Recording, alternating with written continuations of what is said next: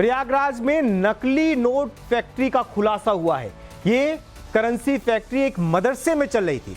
Police ने मदरसे के मौलवी समेत 4 लोगों को गिरफ्तार किया है। लेकिन सवाल उठ रहा है कि इस नोट फैक्ट्री के पीछे का खेल क्या है, कितना बड़ा यह मामला है। इस नोट फैक्ट्री में के कारोबार का तार कहां तक जुड़े हुए हैं। ये सवाल इतने बड़े हैं कि पड़ताल करने के लिए केंद्रीय जांच एजेंसी भी जुट गई है।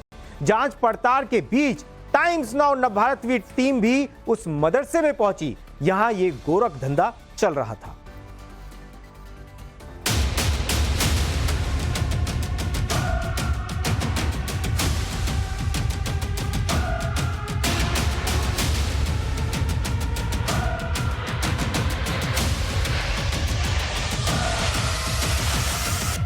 जामिया हबीबिया मदरसा, अतसुइया इलाका, प्रयागराज।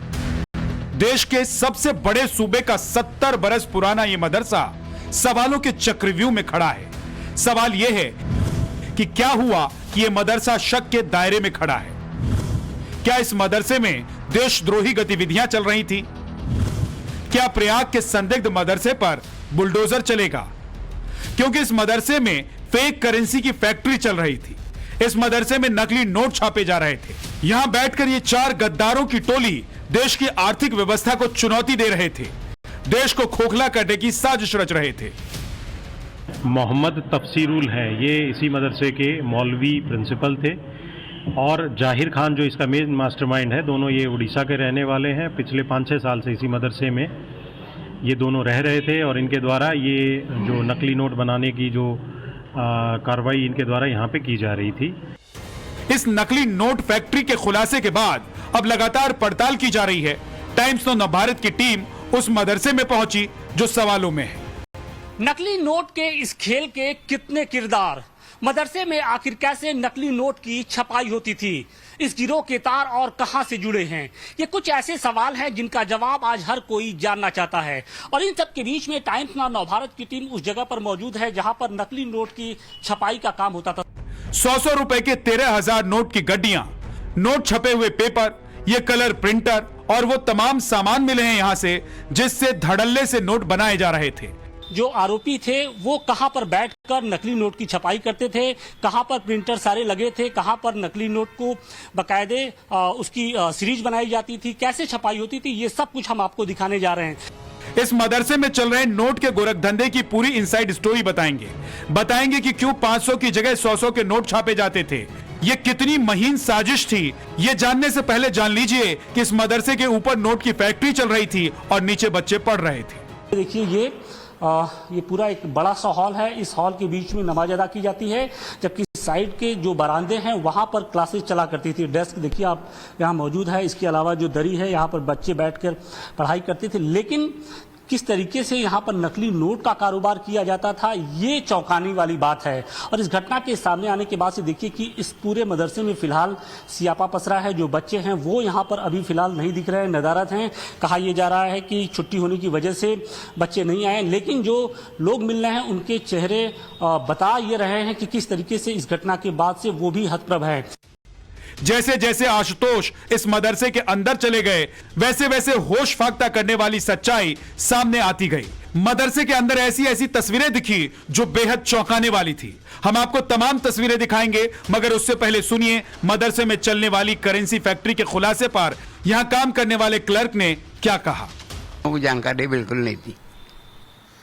आपके ही मदरसे से प्रिंटर पकड़ा गया, नकली नोट पकड़ा गया। ऊपर बताया ना, ऊपर कोई नहीं जाता, न कोई लड़के जाते हैं, न कोई टीचर, न कोई एम्प्लॉय, कोई नहीं जाते हैं। मदरसे के ऊपरी तल्ले पर यह सारा खेल चल रहा था। मदरसे के प्रिंसिपल मौलवी तफसीरुल आरिफीन के कमरे में नोट छापने का सारा साजो सामान था। लिहाजा टाइम्स नाउ नवभारत की टीम पहुंची उस कमरे तक जहां से पुलिस ने आरोपियों को गिरफ्तार किया। जैसे ही आप यहाँ से ग्राउंड फ्लोर से आप बढ़ेंगे तो ये लोहे का गेट है और इसके बाद ये सीढ़ियां हैं। सीढ़ियों से जैसे ही हम ऊपर चढ़ते हैं, यहाँ पर 2 या 3 कमरे बताए जा रहे हैं, वो बने थे। और इन्हीं कमरों में बैठकर जो आरोपी शिक्षक था, जो प्रिंसिपल था, वो इस पूरी वारदात को अंजाम देता था। देखिए जैसे ही हम यहाँ पर पहुँचते हैं, लोहे की एक मजबूत जाली है और फिलहाल इस घटना के सामने आने के बाद से हालांकि इसको सील कर दिया गया, हम इसके आगे नहीं बढ़ सकते हैं। इसके साथ ही हम आपको दिखाने की कोशिश करें तो ये लोहे का एक दरवाजा है और कहा यह जा रहा है कि इसी कमरे में बैठकर जो आरोपी प्रिंसिपल था वो अपने जो साथी हैं उनके साथ इस खेल को अंजाम देता था। पुलिस ने यहाँ से जो तमाम उपकरण हैं वो बरामद किए हैं और फिलहाल इस पूरे ऊपरी परिसर को सील कर दिया गया है और पुलिस इस मामले की जांच में जुट गई है। यहीं बैठकर प्रिंसिपल अपने साथियों के साथ मिलकर पूरी फैक्ट्री चला रहा था। रिपोर्ट के मुताबिक इसके लिए अच्छी क्वालिटी का कागज, स्याही इस्तेमाल की जाती थी। प्रिंटेड नोट को पटरी की मदद से कटर ब्लेड के जरिए बड़े सलीके से काटा जाता था। इसके बाद असली नोट में इस्तेमाल होने वाले मेटेलिक धागे की तरह नकली नोट पर हरे रंग का चमकीला टेप लगाते थे ताकि देखने वालों की आंखें धोखा खा जाएं। इस देशद्रोही गतिविधियों का मास्टरमाइंड जाहिर खान उर्फ अब्दुल जाहिर था, जो सालों पहले यहीं पढ़ता था। जो पकड़ा गया है क्या नाम है, अब्दुल जाहिर जी, तो वो भी जो है 5 साल पहले यहाँ पे स्टूडेंट था। यहाँ से पढ़ने के बाद में अपना कई धंधा किया, करते करते अब ये करीब 1.5-2 महीने से यहाँ देखा जा रहा है उसको कि आता है ऊपर चला जाता है, तब क्या बोला जाए। मदरसे के प्रिंसिपल मौलवी तफसीरुल आरिफीन का दोस्त था और ये दोनों मोहम्मद अफजल, मोहम्मद सादिक के साथ मिलकर पूरा कारखाना चलाते थे। नोट छापने के बाद चेन की तरह इसे मार्केट में चलाते थे। अगर 3 नकली नोट मार्केट में चल जाता था तो एक असली नोट जाहिर खान और अफजल को मिलता था। जाहिर खान और अफजल मिलकर आधार कार्ड छापने वाले स्कैनर और प्रिंटर से नकली नोट छापते थे। पिछले 2-3 महीने से नकली नोट छापने का काम यही गैंग कर रहा था, लेकिन मदरसे के छात्र और कर्मचारियों का दावा है कि उन्हें इसकी रत्ती भर भी भनक नहीं थी। ऊपर होता था, अब हम लोग ऊपर तो जाते नहीं, कोई बच्चा न यहाँ का कोई मुदर्रिस, पढ़ाने वाले टीचर न मुलाजिम, कोई नहीं जाते थे ऊपर, किसी की एंट्री नहीं है। और ऊपर क्या होता था वो हम लोग सर नहीं जानते हैं। मदरसे में चलने वाली नोट फैक्ट्री में शामिल जो 4 लोग थे, इनमें से प्रिंसिपल मौलवी तफसीरुल आरिफीन 25 साल का है। इसका साथी और मास्टरमाइंड जाहिर खान 23 साल का है।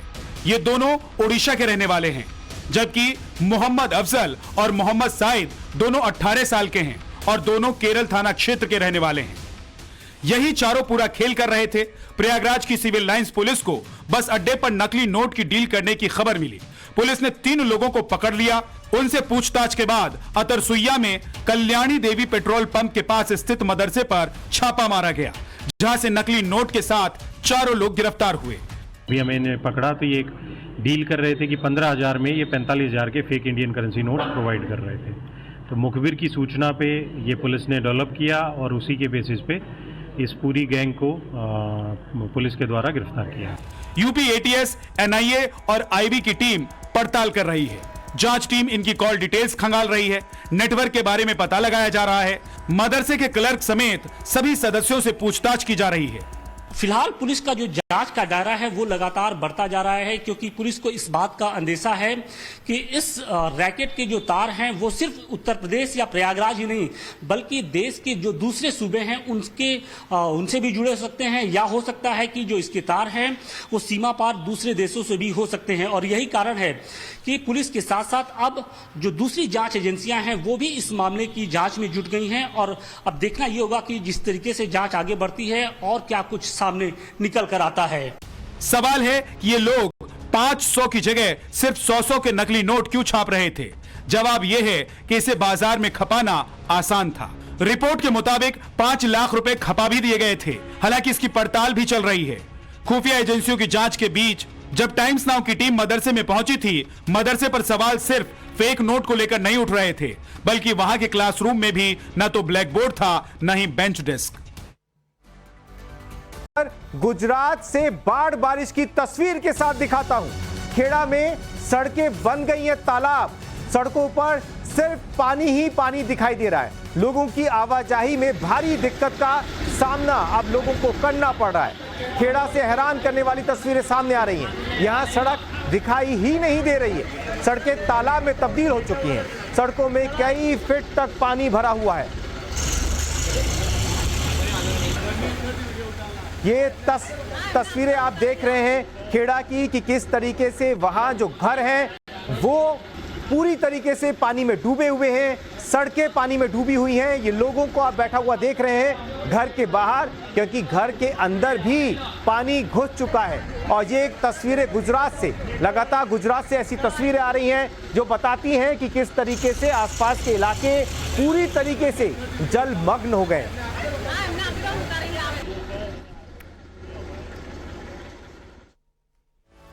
गुजरात से एक और तस्वीर दिखाता हूं। ये तस्वीर वडोदरा से है। वडोदरा में बारिश ने ऐसा कहर बरपाया है कि यहां बारिश और बाढ़ का पानी लोगों के घरों में घुस गया है। पानी के कारण लोग अपने घरों में ही कैद हो गए हैं, जिसके बाद आर्मी को रेस्क्यू के लिए बुलाया गया है। पानी के कारण यहां रहने वाले लोगों के घरों का सामान भी खराब हो रहा है और आर्मी के जवान इन लोगों को सुरक्षित जगहों पर पहुंचाने की कोशिश में जुटे हुए हैं। ये आप तस्वीरें देख रहे हैं कि किस तरीके से ट्रैक्टर के जरिए और आर्मी की मदद से लोगों को घरों से निकाला जा रहा है। वडोदरा में पिछले दिनों हुई भारी बारिश के बाद पूरे शहर की सूरत बदल गई। कुछ दिन बारिश रुकी तो पानी कम हुआ, लेकिन अभी भी वडोदरा के कुछ इलाके ऐसे हैं, और ये वो रिहायशी इलाके हैं जहां पर करोड़ों के बंगलोज हैं, बड़े अमीर लोग रहते हैं, लेकिन अभी भी वहां की स्थिति क्या है मैं आपको तस्वीरों के जरिए दिखाने की कोशिश करता हूं। ये तस्वीर आप देखिए, यहां पर कई फीट तक पानी भरा हुआ है और लोगों को निकालने के लिए लगातार कोशिशें की जा रही हैं। बड़े बड़े ऑफिशियल्स यहां पर मौजूद हैं, उनकी कोशिश है कि लोगों को निकाला जा सके। मैं जहां पर मौजूद हूं, जरा एक बार तस्वीरें कहूंगा कि सचिन दिखा दें कितने लंबे तक पानी ऐसे ही भरा हुआ है, कई फीट तक पानी इसी तरह से भरा हुआ है और यहां पर कई रेस्क्यू टीमें जो हैं वो लगातार लोगों को निकालने के लिए जुटी हुई हैं। ये आप देख रहे हैं आर्मी का ट्रक किस तरह से खड़ा है। इसके अलावा एसडीआरएफ की टीम यहां पर मौजूद है, फायर ब्रिगेड की टीम यहां पर मौजूद है और कोशिश है कि यहां पर लोगों को निकाला जा सके। जरा मैं एक बार ये तस्वीरें दिखाना चाहता हूं सचिन, ये हमारे दर्शकों को तस्वीरें दिखाइए। देखिए जेसीबी की मदद ली जा रही है, बड़ी हैवी मशीनरीज की मदद ली जा रही है। ये अब सचिन अगर ये तस्वीरें दिखाएं अपने दर्शकों को कि यहाँ पर देखिए ये आर्मी के ट्रक हैं और अब जो अंदर लोग फंसे हुए हैं उन्हें निकालने के लिए इस तरह के बोट्स का सहारा लिया जाएगा, यानी कि अब आप वडोदरा की सड़कों पर बोट्स चलते हुए भी देखेंगे। अब मैं जरा कुछ ऑफिशियल से बात करने की कोशिश करता हूँ, कई सारे यहाँ पर ऑफिशियल्स मौजूद। सर यहाँ पर जैसा दिख रहा है कि पानी बहुत ज्यादा लगा हुआ है, पानी बहुत ज्यादा भरा हुआ है, किस तरह से आप लोगों को निकाल रहे हैं और आप लोगों के पास क्या इन्फॉर्मेशन, कितने लोग देख पाएंगे कि यहाँ पे भी अभी रेस्क्यू ऑपरेशन चालू है। 2 महिलाओं को भी बचाया गया है, उनको दवाखाना भेजा गया है गुजरात सरकार की तरफ से। VMC corporation, Vadodara municipal corporation और वडोदरा कलेक्टर की तरफ से ये फूड पैकेट्स भेजे गए हैं और आर्मी की पूरी एक कॉलम हमारे पास है अभी, एनडीआरएफ की टीम से, एसडीआरएफ की टीम से। अंदर सोसाइटी के अंदर जो लोग फंसे हुए थे, जो क्रिटिकल सिचुएशन में थे, उन्हें किस तरह से बोट के जरिए लाया गया है, ये तस्वीरें हम अपने दर्शकों को दिखा रहे हैं। मैं एक चीज और जानना चाहता हूं सर कि ये कुछ लोग जो बाहर आ गए हैं, मैं इनसे बात करूं, ये बता दीजिए सर कि कितने लोग अभी अंदर फंसे हुए हैं, उनको निकाला? अभी फंसा कोई नहीं है, है। अभी जिनको मेडिकल ट्रीटमेंट की जरूरत है या जो अपने परिवार के पास जाना चाहते हैं, उन लोगों को गुजरात सरकार की ओर से इन लोगों को बचा के हॉस्पिटल मेडिकल ट्रीटमेंट दी जा रही है। हमारे पास एम्बुलेंस भी है। बाढ़ बारिश से दिक्कत सिर्फ गुजरात में ही नहीं हो रही है, आसपास के इलाकों में भी है। अब तस्वीर हिमाचल से दिखाता हूं कि किस तरीके से हिमाचल प्रदेश में बारिश का कहर जारी है। शिमला के कई इलाके पानी की वजह से दिक्कत में है। शिमला में कई दिनों से लगातार बारिश हो रही है। बारिश के कारण सड़कें धंसने का सिलसिला शुरू हो गया है। सड़कों के धंसने के कारण यहां कई घर खतरे के निशान पर आ गए। ये आप तस्वीरें देख रहे हैं कि किस तरीके से शिमला में घर अब धंसने लगे हैं, सड़कें धंसने लगी हैं। ये सड़क के किनारे बना हुआ घर जो बारिश की वजह से अब धंसने लगा है और इसे बचाने के लिए वहां राहत का काम भी चल रहा है। ये तस्वीरों के जरिए समझिए कि किस तरीके के हालात हैं शिमला में। सड़क धंसने की तस्वीरें आप देख रहे हैं कि सड़क अब वहां धंस चुकी है और उससे लगे हुए घर भी खतरे के निशान पर है। मूसलाधार बारिश के कारण शहर में कई जगहों पर ये सड़कें धंस गई हैं। इससे जहां यातायात पूरी तरीके से बंद हो गया है, तो वहीं 2 मंजिला घर भी क्षतिग्रस्त हो गए। 10 मकान और भी खतरे की जद में आ गए। भारी बारिश के कारण बिजली के खंभे भी सड़क पर लटके हुए नजर आ रहे हैं। लोगों में डर का माहौल है। हिमाचल प्रदेश में भारी बारिश हो रही है, जिसके चलते जगह जगह लैंडस्लाइड हो रहे हैं, बड़े बड़े पेड़ गिर रहे हैं। अगर हम शिमला की बात करें तो दिखा देती हूँ किस तरह के हालात यहाँ पे हैं। ये शिमला का मच्छी रोड, मच्छी कोठी रोड यहाँ पे इसे कहा जाता है। और आपको दिखा देती हूँ, यहाँ पे बैरिकेड्स लगाए गए हैं क्योंकि पूरा का पूरा रोड का जो स्ट्रेच है वो नीचे की तरफ सिंक हो गया है। बैरिकेड्स के अंदर हम जाते हैं और आपको दिखा देते हैं किस तरह के हालात जो है यहाँ पे बने हुए हैं। आप देख सकते हैं पूरे ये जो वायर्स हैं ये भी नीचे आप देख सकते हैं वायर्स को काटा जा रहा है क्योंकि पूरा का पूरा पोल जो है बिजली के वो हवा में लटके हुए हैं। इस तरह के हालात जो है शिमला में बने हुए हैं। आपको दिखा देती हूँ, ये देखिए आप पूरा का पूरा रोड का जो स्ट्रेच है आप देख सकते हैं कितना लंबा स्ट्रेच है और रोड को जो है प्लास्टिक की शीट से कवर भी किया गया था ताकि नुकसान ना हो, लेकिन भारी बारिश के चलते जो पूरा का पूरा रोड का जो स्ट्रेच है वो नीचे की तरफ ढह गया है। और साथ ही में जो साथ लगते मकान, यहाँ पे 2 मंजिला मकान जो है वो देर रात जो है वो ढह गया। साथ ही में जो 7 रेजिडेंशियल एरिया जो है इन्हें मकानों को भी खतरा बना हुआ है। आगे मैं आपको ये भी दिखा देती हूँ, ये देखिए शीट से पूरा जो एरिया है उसे कवर किया गया है क्योंकि बारिश जो है रुक रुक के यहाँ पे अभी भी हो रही है। फिलहाल जो है लेबर यहाँ पे लगाई गई है, आप देख सकते हैं पूरा लेबर यहाँ पे जो है ये रेलिंग को निकाल रही है क्योंकि खतरा जो है अभी भी बरकरार है।